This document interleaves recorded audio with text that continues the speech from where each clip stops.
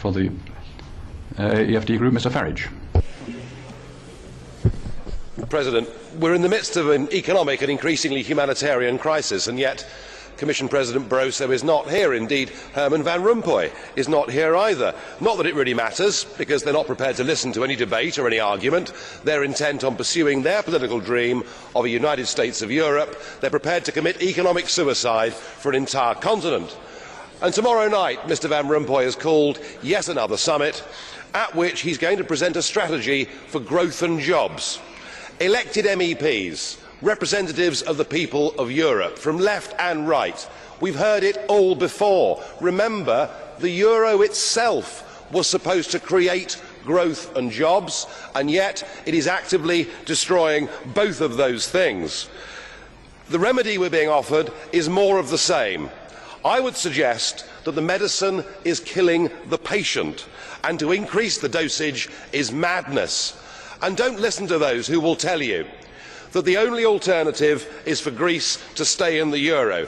Everyone's pushing this. David Cameron, all the other leaders are saying we must keep Greece in the euro. If she leaves, the sky will fall in. It won't.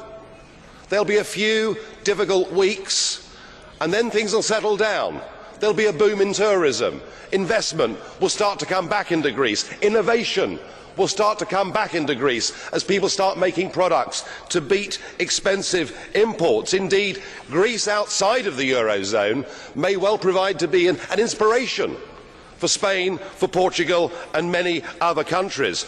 We need to recognise that a terrible mistake has been made. We must resolve to put it right. We've got to give people hope, because out there now is absolute despair. We all remember Dimitris Christoulis, the 77-year-old former pharmacist who shot himself dead outside the Greek Parliament. But he is just one of a growing humanitarian disaster. Huge increases in suicides in Italy, in Greece, particularly from people running small businesses who cannot see a way out of the problem. Children being left in increasing numbers outside the doors of churches because they can't afford to feed them. Our leaders are too callous to listen and care. You can do something about this. You can rise up and say, and I know in my conversations with you that many of you agree with me that I'm right, we've got to break up the euro. We've got to restore democracy. We've got to restore human dignity. We must ignore Messrs Barroso and Van Rompuy. They have been proved to be wrong. We must provide people with hope.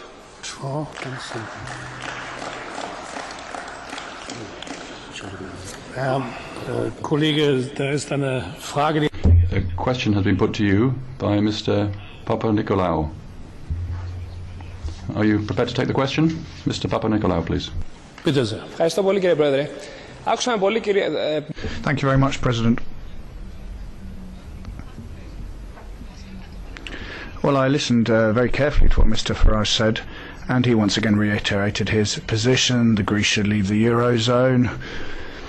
And we'll go back to the drachma, its own national currency. And then everything goes better, tourism takes off and so on. Well, Mr. Farage, if that were to happen, if Greece were to readopt the drachma, would it be undervalued or not? Would it be devalued? I mean, you know, what about the price of fuel, for example? It'll go up 3 or 4 times, won't it? Please tell the truth. Tell us all the truth. Drachma would probably be 50 to 60% lower than its current value in the euro, something like that. Now, clearly, I'm not advocating that we move to a new fixed peg. I'm advocating floating currency rates because history shows us that every time we try to fix currency pegs, we get it wrong. The risk, of course, is that the cost of imports would rise, which is why I said that what it would also lead to is innovation in Greece as people started to make products to undercut the price of foreign imports. But I tell you what it would give Greece a chance, because stuck inside the euro you are going to be literally destroyed.